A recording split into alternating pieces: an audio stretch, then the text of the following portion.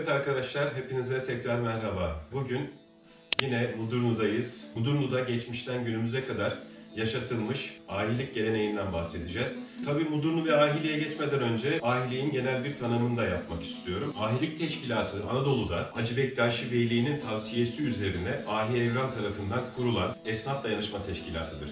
Bu teşkilatın amacı o dönemlerde esnafları bir arada tutundurmak, yapmış oldukları el sanatlarının gerek ticaretini gerekse de kalitesini organize edebilmek maksatlı ve aynı zamanda esnaflar arasında bir dayanışma oluşturma maksatlı kurulmuş bir teşkilat. Ahilikte en önemli şeylerden bir tanesi de usta-çırak ilişkisinin gerçekten çok disipline bir şekilde ilerlemiş olması. Bu da üretilen mal ve hizmetin kalitesini bir kat daha artırmıştır. Buradaki en büyük şeylerden bir tanesi de liyakattır. Bu liyakatla birlikte alttan yetişen yeni bir usta olabilmesi için ustasının bu konuda çırağa gerçekten öncelikle güvenmesi gerekiyor. Yani artık onun yetiştirdiğine inanması gerekiyor. Daha sonrasında bu ahilik teşkilatında kurullar var. Bu değerlendirmeleri yapan, bu liyakatı değerlendiren kurullar var. Daha sonrasında bu kişinin yapmış olduğu zanaatkarlıkla ilgili ürün bu kişiler tarafından değerlendirilir ve bu kişinin artık usta olup olamayacağına da bu kurul karar verir. Bu çerçevede yapmış olduğu ürünün kalitesinden ziyade o kişinin yaşantısı, yaşam tarzı, ahlakı, aynı zamanda çevresine karşı olan tutum, davranışları, bunların hepsi bir süzgeçten geçirilir.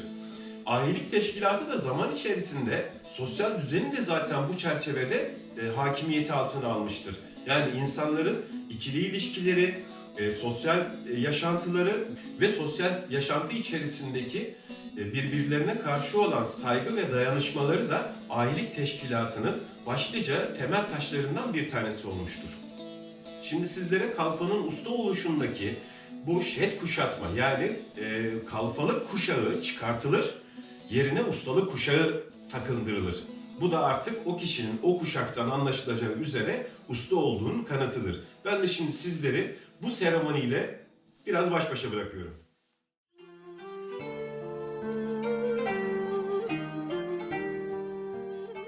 Selamun aleyküm ya piram. Ve aleykümselam. Demirciler esnafımızdan bir mümin kardeş uzun zamandır Demirci Mehmet Usta'nın hizmetlerinde bulunmuş, şartlarını yerine getirmiş, ustasının rızasını almıştır. Bugün bu kalfasına destur vermek ister. Hala münasip, gelsinler. İcazetini almak istediğiniz kalfa evladımız bu kişi midir?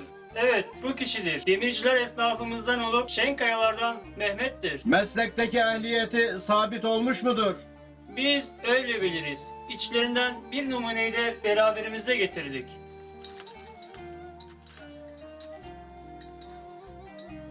Maşallah, barakallah. Davranışları, dünya işleri ve insanlığı için ne dersiniz? İyiliğine şahit yol kardeşleri buradadır. Ustası dahi hem şahit hem kefilidir. Biz dahi takdir eder, desturlarınıza layık görürüz. Ey azizler, bu müridin gönlündeki isteğine ne buyurursunuz?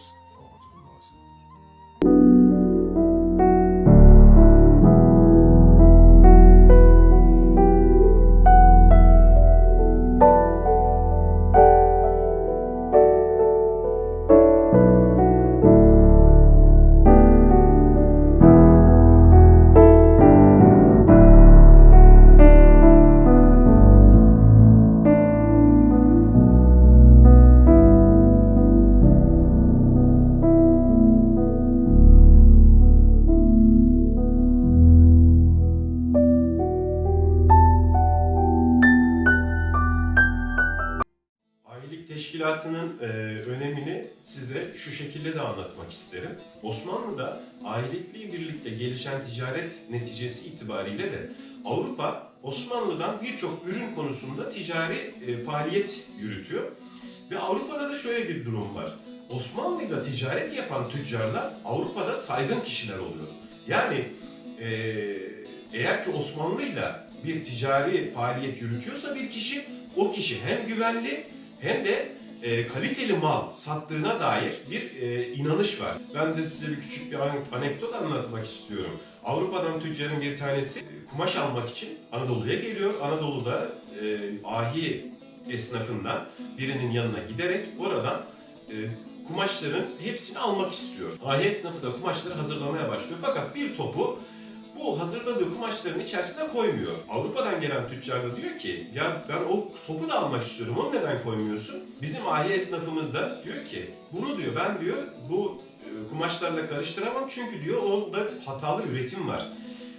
Olsun diyor ben diyor yine onu ticari faaliyetlerinde kullanırım diyor Avrupalı tüccar. Fakat bizim ahi esnafımız bunu kabul etmiyor. Bunun da gerekçesi olarak şu şekilde yanıtlıyor. Ben diyor eğer sana bunu satarsam sen diyor bunu Avrupa'da satarken bunun hatalı olduğunu söylemeyeceksin. Ve bu malı alanlar da Osmanlı'dan hatalı ürün satıldığını düşünecekler. Bundan dolayı diyor bu kadar esnafın, bu kadar ahi esnafının ben diyor hem hakkına girmiş olurum hem de diyor bizim bugüne kadar yapmış olduğumuz işin saygınlığına ihanet etmiş olurum diyor ve kesinlikle o kumaşı kendisine satmıyor. Daha önce Mudurnu bir tanıtım videomu izleyenler hatırlar. Mudurnu geçmiş tarihte Rum tekfurlarıyla yönetilirken daha sonrasında 1307 yılında Osmanlı beylikleri yönetimine geçiyor. Ve Osmanlı beylikleri yönetimine geçtikten sonra da Mudurnu'da ticaret kendini göstermeye başlıyor. Burada zanaatkarlar artıyor. Aynı zamanda Mudurnu'nun İpek Yolu güzergahında bulunmasından dolayı da burada ticaret gitgide artmaya başlıyor. Birçok meslek dalında burada zanaatkarlar yetişiyor. Tabii bu zanaatkarlık çerçevesinde de kadınlarımız da bu işte kendini yetiştiriyor ve burada ipek böcekçiliği yapılıyor. İpek böcekçiliğinin akabinde iğne oyası burada gelişiyor ve Mudurnu iğne oyası konusunda da gerçekten çok iyi yerlere gelmiş bir kenttir. Şimdi iğne oyasından bahsettik. İğne oyasının iğnesinden de bahsedelim. Avrupa'dan buraya tüccarlar iğne getiriyorlar. Diyorlar ki ya siz bundan yapabilir misiniz? Bizim ustalarımız da bakıyorlar. Tamam diyorlar biz bir üzerinde çalışalım. Daha sonrasında Avrupa'dan gelen iğnenin deliğine bizim kendi ürettikleri iğneyi takarak tekrar geri gönderiyorlar. Ve Osmanlı'da ilk iğne ihracatının yapılmaya başlandığı kenttir Mudurnu. Şu anda biz Osmanlı Araslı Çarşısı'nda bulunuyoruz ve burası da Ahi Müzesi olarak düzenlenmiş bir yer arkadaşlar. Mudurnu'da da yaşatılan ahilik çerçevesinde ahilik geleneği olan esnaf duası yani ahilik duası dediğimiz duamız da 700 yıla aşkın bir süredir de burada devam ettirilmektedir. Esnaf duasıyla ilgili de şöyle bilgi verebilirim sizlere. Cuma selası verildikten sonra Mudurnu 2 videosunu izleyenler hatırlayacaktır. Yıldırım Beyazıt Camisi, Büyük Cami denilen oranın imamı, Orta Çarşı dediğimiz bölgeye gelir ve burada bu duayı yapar. Sela verildikten sonra bütün esnaf bu duaya katılmak için dükkanın önüne çıkar. Mesleği gereği, zanaati gereği gün içerisinde ayakta çalışan ustalar oturarak dualarını icra ederler. Zanaati gereği oturarak çalışmak durumunda olan esnaf ise ayakta duayı icra eder. Ve bu da az önce bahsettiğim gibi 7 asırı aşkın bir zamandır her cuma günü devam etmekte olan bir gelenektir. İsterseniz şimdi de ahi esnafıyla da sizleri buluşturayım.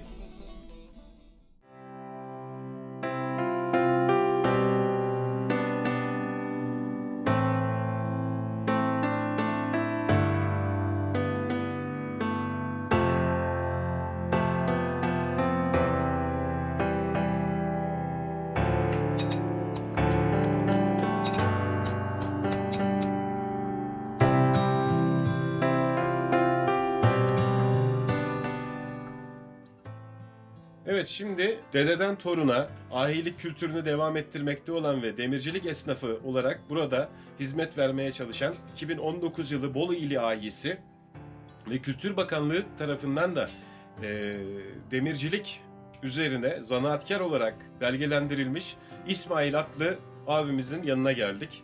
Şimdi kendisiyle burada ahilik üzerine biraz sohbet edeceğiz. Evet İsmail Ustam, merhabalar. Merhabalar efendim, hoş geldiniz. Sağ olun, hoş bulduk. Biz tabii sizin hakkınızda bir takım şeyler söylemeye çalıştık ama dilimizin döndüğünce sizden de gerek Mudurnu'daki ahilik, gerekse sizin bu zanaatla ilgili mesleki tecrübenizle alakalı da bir takım şeyler duymak istiyoruz sizin için de uygunsa. Mesleğimiz dede mesleği, baba mesleği, ata mesleği. Mesleğimizde 101. yıldayız. Maşallah. Rahmetli dedem Hacı Kasım Usta, babam İrfan Atlı, Hacı İrfan Atlı.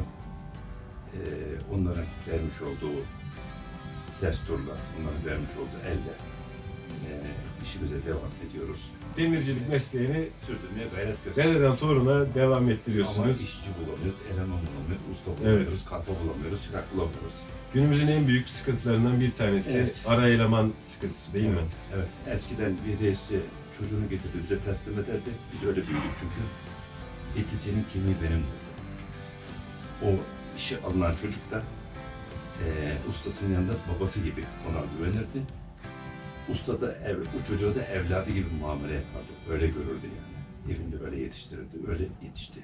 Mutlu bir O insan. ahlakla yetişirdi. Evet. Bir, 2019'unda Bolu ili ait seçildik. evet. Aynı zamanda Kültür Bakanlığı El Sanatları sanatçısı belgemiz var 2017'den bu yana. Biz de buna layık olmaya, bu kültürümüzü devam ettirmeye, aile kültürümüzü devam ettirmeye gayret gösteriyoruz.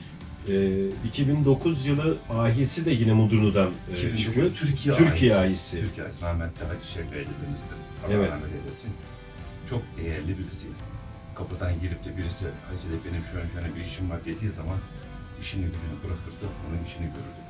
Para verirdi, Hacı da bundan o benim param verirdi. Öyle bir gerçekten. Evet, evet. Bu çarşı tamamen açıktı, her dükkan. Her dükkanda da 3-4 kişi çalışırdı. Şimdi 2-3 dükkan kaldık. Bizim zamanımızda her şey hayvanlandı, her şey motorlaştı. Onun geri gelmesi için petrol kalmaması lazım bir defa.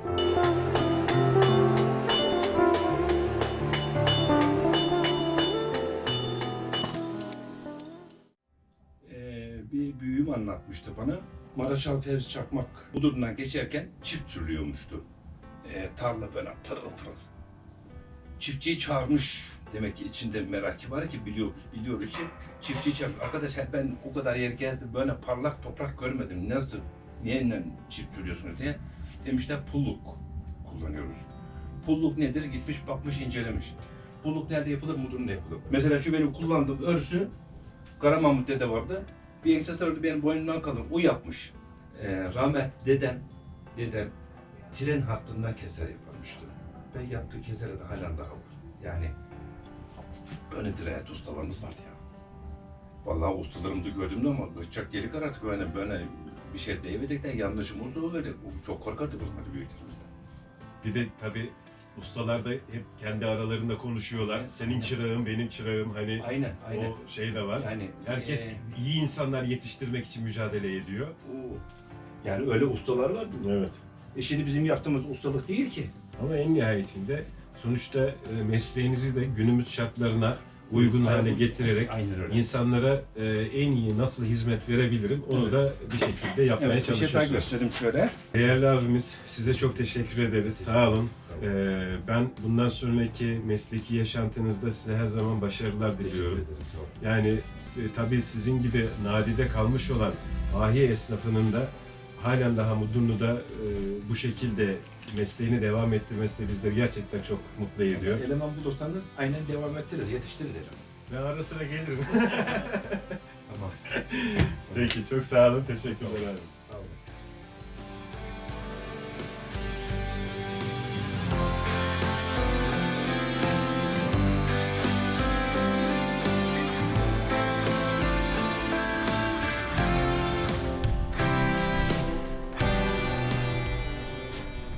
Evet, Mudurnu'nun terzi esnaflarından olan Şerafettin amcamızın yanına geldik şimdi. Onunla da birkaç bir şeyler konuşmak istiyorum.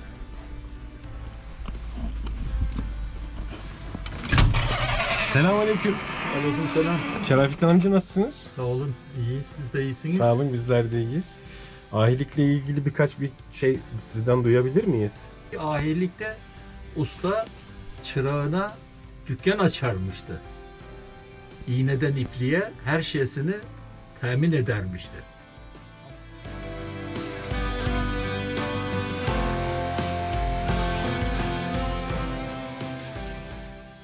Evet, şimdi de Mudurnu'nun yine eski esnaflarından olan Ahmet Gündüz amcamızın yanına geldik. Kendisi berber olarak çalışıyor. Kendisinden de ahilikle ilgili birkaç bir şey dinlemek istiyoruz. Ahmet Gündüz. Biz çıraklıktan yetiştik. Ustamızda 6 sene çıraklık yaptık. Şimdi 6 ayda berber oluyorlar.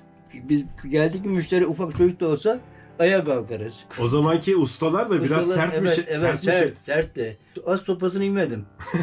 çok. Bir buradan meslekten çıraktan çıktın mı kimse dışarıda berber almaz, insan almazlardı. Neden çıktı? Hmm. Bunun için sopa da yiyirse, şey de yiyse eti senin, kemiği benim. İlla ki oradan Muhakkak. o meslek erbabı olarak Evet, çıkmanız Evet, gerekiyordu. evet. 6 sene, 5 sene bitti mi Cuma şeyinde destur verirler. Festival kuşandırırlar. Evet. Ondan işte dua yapılır. Bu artık öğrendi. Elini öperiz, hakkımı helal ederim. Hayatta başarılar, mesleğinde hepsini söyler işte. Ondan sonra çıraklıktan kalfalığa geçilir. Haftalık vermezlerdi o zaman. Müşterinin üstünü fışlardık. Ondan sonra bana 25 kuruş, 50 kuruş şelbetlik verdik buna. Anladım. Onu verirlerdi. O kalfa olduktan sonra haftada 2,5 liraya çıktı. Tıraş yapmaya başladık. Usta dükkan falan açarken çok yardımcı olurdu. Dürüst çalıştığın için. Yani usta da çırağına Evet, destek aynen, oluyordu değil mi? Allah'ıma çok şükür. Bileğimize altın bileziği taktık. Evvelden bakın ben onları da göstereyim size. Bunlar eski. Bunlar eski ustalar. Bileme ustara. Kayışlarsın. Ağzındaki kılayı giderir. Orada pırıl pırıl Pırıl artık. pırıl ağzında hiçbir şey kalmaz. Evet. Evet. Bana de muayene edilir. Elinde. Yani muayene edilir. Kesiyorum kesmiyorum diye. 2015'te ayiş seçtiler beni. 2015 Severek yaptım mesleğimi. Yani gene de yapsam gene berber olurum. Buyurun. çok teşekkür ederiz Şey değil, verdiğiniz ne demek, bilgiler ne demek. için, Ne demek, çok sohbetiniz memnun için. oldum.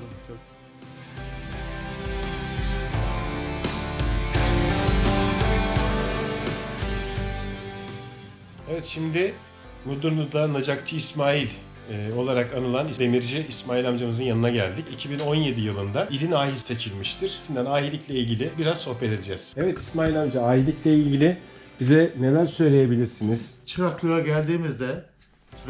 geldiğimizde babamız, ustamız da dedi ki eti senin, kemiği benim. Haftalık çok cüzi bir para elimize verip ustamızın evinde kaldık. Onların evinde kaldım, ben köyden geldim. 3 sene onların kendi çocuğu gibi evlerinde işte Hem dükkanda çalışıyorsunuz Tabii, beraber. Tabii. Akşamda onların çocuğuymuş gibi onların evinde kalıyorum. Herkesin evinde vardı bir çırak. Semercisinde, ayakkabıcısında. Şöyle bir kumbara yaptık tenekeden. Bunun kilitli bir dolabı vardı. Bismillah doğalım derdi. 2,5 lira verirdi. Kumbaraya yatardık. 300 lira para olmuş. Bunu harcamak da Kaç yok. senede. Tabii. Harcamak da yok. Ne yapacağım parayı? Parayla bir işim yok ki. Hiçbir işim yok parayla. Çıraklıktan sonra Evet. bize destur verildi. Büyük çarşı büyüklerimizin elleri öpüldü. Helallığı, ustamızın helallığı alındı. Ondan sonra ustamızdan helallaştık. Ve yine işimize devam ettik ustamızın yanında. Kalfa olarak çalıştık. Sene 69'dan beri bu işine meşgul oluyoruz. Çok şükür bugüne kadar karnımızı doyurduk bu meslekte. Ustamız çok meşhurdu bu bölgede. Biz de aynı şekilde onun yerini tutmaya çalışıyoruz. Zanaatkarlıkta emeklilik diye bir şey yok. Öyle Yok, değil mi? Evet. Bizim çarşımızda Ramazan'ın son haftasında orta parası toplanırdı. Esnafın yaşlı, dul kalan eşlerine o para verilirdi. Çarşı yardım ederdi yani o toplanan paradan. Anladım. He. Peki İsmail amca, bizden bir isteğiniz arzunuz var mı? Yok efendim. Yok. Çok teşekkür Ben ederiz çay kahve verdiğiniz söyleyeyim size. bilgiler için de. Çay kahve söyleyeyim. Sizce ahilik nedir? Ahilik dürüstlüktür. Ahilik berekettir. Helalından kazanmaktır. Ahilik dostluktur. Birbiriyle iyi kaynaşmaktır. Adaletli olmaktır. Ahilik sabırlı olmaktır. Ahilik gözü tok olmaktır. Güven duymak. Ahlaklı iş yapmaktır. Yanındakileri koruyup kollamaktır. Fedakarlıktır. Ahilik doğruluktur. Yardımlaşma demektir. Ahilik kardeşliktir. Ahilik dayanışmadır. Eli açık olmaktır. Liyakatlı olmaktır. hoşgörülü olmaktır. Ahilik cömert olmaktır. Ahilik kutlu sanattır. Paylaşmaktır. Alçak gönüllü olmaktır. Ahilik birbirine saygı duymaktır. İyi kalpli, iyi insan olmak demektir.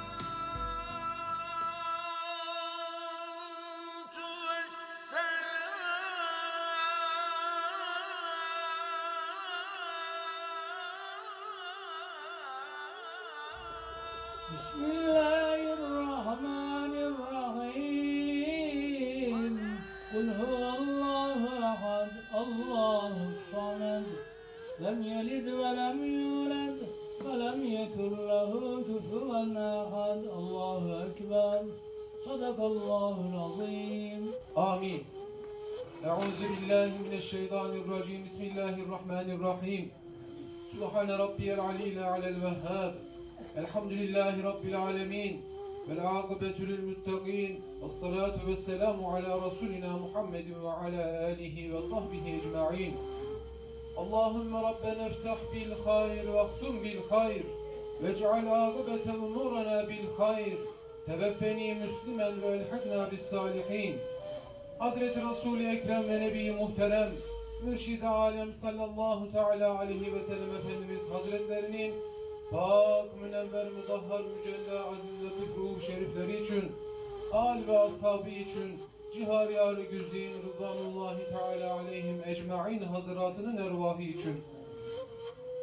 Piri piran, pirimiz ahi evran Muhammed Yar-ı Ekber Yemeni, Pir-i Penadat, Selman-ı Pak, Cömertlik Ashab, İdris Nebi, Davud Nebi, Şehşazeli Zeynel Abidin, ve menaktar veli cümle gelmiş pirler ve üstadlar ervahı için, bakide kalan üstadların selameti için, vakti salah, yevmül cuma mübarek olması için, işler ve güçler asan olması için, garipler ve mazlumlar ervahı için, Cumhur-i Müslüminin sıhhat ve selameti için, hastalara şifa, dertlilere deva, borçlulara eda, esir ve mahpus olanlara hayırlı halas, vadesi tamam olanlara iman ve Kur'an nasip eyle ya Rabbi. Allahümme salli ala seyyidina ve nebiyyina Muhammedin ve ala ali seyyidina Muhammed.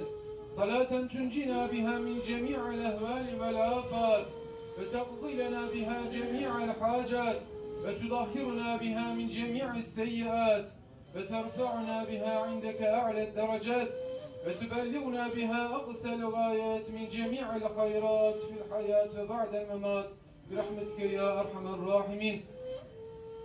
Cumamızın mübarek olması için, dağıtılan dağım sahiplerinin ahirete intikal etmişlerinin ruhları için, uzaktan ve yakından buraya gelip duamıza amin diyen cemaatimizin geçmişlerinin ruhları için, din için, millet için, memleket için canlarını seve seve feda eden aziz şehitlerimizin ruhları için, esnaf kardeşlerimizin kazançlarının mübarek olması için, ticaretlerinin ticaretenle tebur olması için, hasaten Allah rızası için.